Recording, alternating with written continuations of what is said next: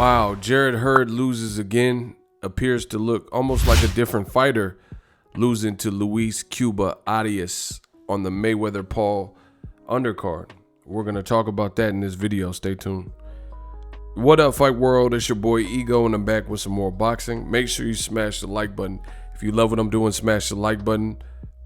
You know, I drop daily content, boxing's greatest, talk about the latest and greatest, and give you guys breakdowns like this. If you like that thing, hit the bell icon for post notifications so you don't miss a thing. Now, I want to make this video and talk about this fight between Luis CUBA Arias and Swift Jarrett Hurd. A lot of various opinions on the return of Jarrett Hurd. All in all, I would say myself, along with other fans, were perhaps disappointed in the performance. As you guys know, Jarrett Hurd was defeated by Luis CUBA Arias. So I want to talk about some of the things, like what I seen. This was on the Mayweather. You see Mayweather right there, and Logan Paul undercard. Pretty big event. There were some issues with Showtime, and their server pretty much went out trying to fulfill all the orders. So Swift Jarrett Hurd, is he the same? Man, I thought this performance was pretty rough from Swift Jarrett Hurd. And, you know, I hate to put this on a guy, but from what I've seen, it almost looked like the fight between Julian J. Rock Williams had a lasting effect. And as you guys know, Jarrett Hurd has been in wars. One of them was with Julian J. Rock Williams. And in that fight with Julian J. Rock Williams, he was beaten. He was beaten for his unified titles. J. Rock went on to lose his titles to Jason Rosario. And Jason Rosario recently lost his title to Jermell. Jason Rosario lost to Jermell last year in October, and Jermell is kind of the king of the castle at 154.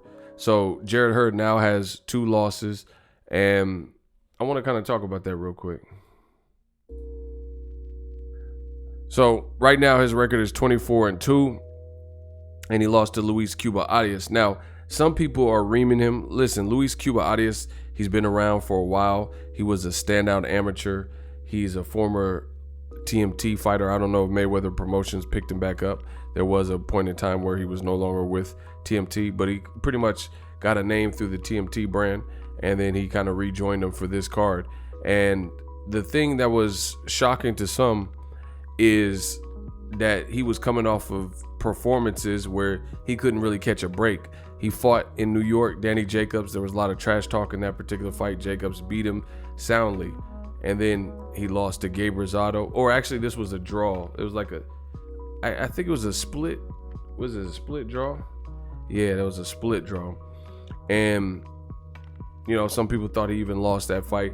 And then he fought Lucas Killer. He got dropped by this Irish fighter. So he was basically kind of off of 3 losses. The perception that Gabe Rosado may have beat him, you know, in that particular fight.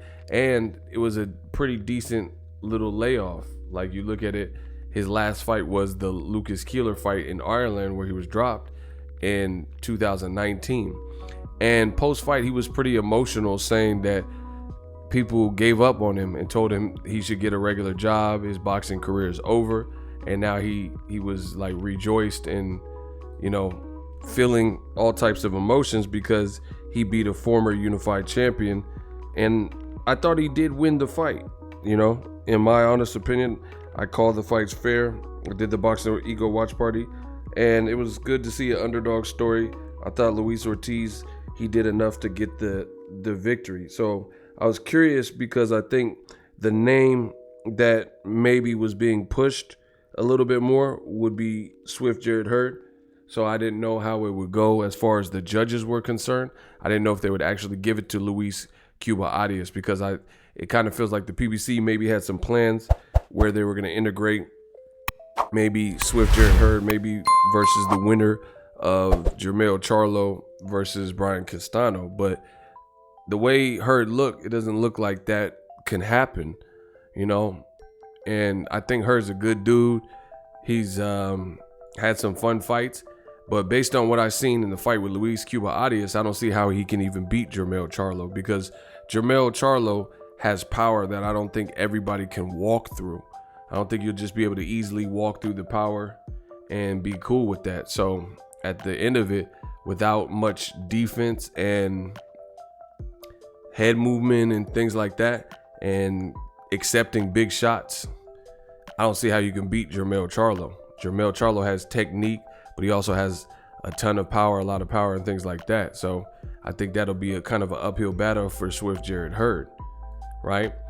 The other thing they said on the telecast that was pretty bothersome is that Swift Jarrett Hurd, they said in his off season, he was weighing 217 pounds, right? And then they kind of attributed it, said his pops passed, but that's not the entire truth, because I remember making a video. His father did pass, and rest in peace to his father, you know, Mr. Hurd Sr. You know, that's a horrible thing to have to go through. So I understand that. But I remember making a video about it, and see, look, YouTube, 8 months ago.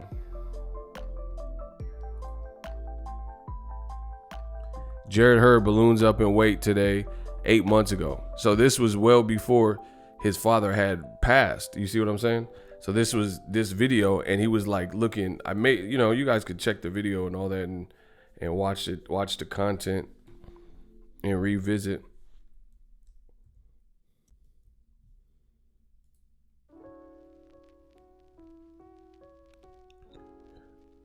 So you can see in this video, this was the video I did, and his weight was pretty big. And then they later revealed on the telecast that he was weighing 217 pounds. You see, he's bigger. Now, again, if you look at the dates and stuff, this was before his pops had unfortunately passed. So this was a decision where he made this decision to gain this weight before the unfortunate bereavement and tragedy in his family. You know what I mean? And I said in this video, you know, fighters got to watch that, because it's hard coming down when you have all this weight that you got to kill yourself to lose. And maybe that's part of what went wrong in the Luis Cuba Arias fight. But Luis Cuba Arias, he did real good. You know, he had like kind of a sneaky style, kind of like a wild Maidana-ish, untamed type of style, where he was gunning fastballs, and some of them were even landing. He was connecting with sequences of rights, like big right hands and overhand rights on Swift Jarrett Hurd. Now, the thing that I really didn't understand with the Jarrett Hurd performance is K. Karama, who works with Shakur Stevenson, I believe, and other fighters, and Jarrett Hurd made this move. It's like almost like they're trying to make Hurd into a fighter that he's not. And Hurd, from what I've always seen, was like a break you down, use his size, battle of attrition warrior type. So at best in boxing, as a trainer, you know, and I'm not a professional trainer, but from what I've seen, you got to take guys' inherent style and more so add to it, as opposed to like subtract a bunch of stuff and take things away from them. Like if they have a lot of killer instinct, use that. And then add like maybe a jab or better conditioning. And that's kind of what we've seen. I think a perfect marriage of this would be when Marcos Maidana went to Robert Garcia. When he went to Robert Garcia, this is a perfect example of what I'm talking about. Is Marcos Maidana, he improved his cardio with Alex Ariza and Robert Garcia in camp, and then he added a jab. And he had a jab, and that was that plus of what he was always known for: power, toughness, durability. It just made Maidana even more fierce, and he even, you know, gave a tough fight to Floyd Mayweather, beat Adrian Broner, beat Jesus Soto Karass, Jose Cito Lopez, etc. But this whole partnership between K. Karam and Swift Jarrett Hurd, I just don't see the strategy. Like, Jarrett Hurd was out there fighting Luis Cuba Arias, and it didn't look like, he almost looked disinterested, or like he didn't really have a strategy he was employing to get to the finish line, you know? And part of it maybe is his past style of winning the battle of attrition. He's been through some wars. Edeslandi Lara, I was live for that fight, and that was a war, you know? And then he had a fight with, it was on the Wilder Fury undercard against, the guy's name is I want to say Jason, somebody like that. But he was on the undercard, and that was kind of a war. J-Rock took a lot out of him. You know, the Chia Santana fight was pretty intense, things like that. And it's like you can't just keep going through war. So maybe that's caught up with him. But I really feel since the J-Rock fight, Swift Jarrett Hurd has looked almost like too tentative. And I don't know if it's PTSD, you know, boxing PTSD, and like not wanting to make the mistake because you got dropped in the J-Rock fight, or maybe that loss took something from your confidence, or if it's a situation with how he's being trained. But something to me is not really clicking, and it looks like maybe there's another trainer or a different style or approach that they would have to try, because Luis Cuba Arias, again, I thought he won the fight. It was a fun fight. People thought this was going to be the best fight on the card since Jean Pascal failed out with the drug test, testing positive for 4 PEDs, and the Badu Jack was canceled. This automatically became the next, you know, greatest fight on the undercard. The real fight, the real sanctioned fight, stuff like that. So congrats to Luis Cuba Arias. He put it all together. He was cut in the fight. They both hurt each other, so they both share that in common. They both definitely hurt each other. Luis Cuba Arias came clean post-fight in his interview and said, hey, there were some moments where you got me and you buzzed me, and you might have been able to, like, you know, get me out of there or even drop me if you had pressed the issue, but you didn't. So I was able to survive. But, you know, what I seen from this fight was overall just kind of disappointing. Charlo was making fun of him.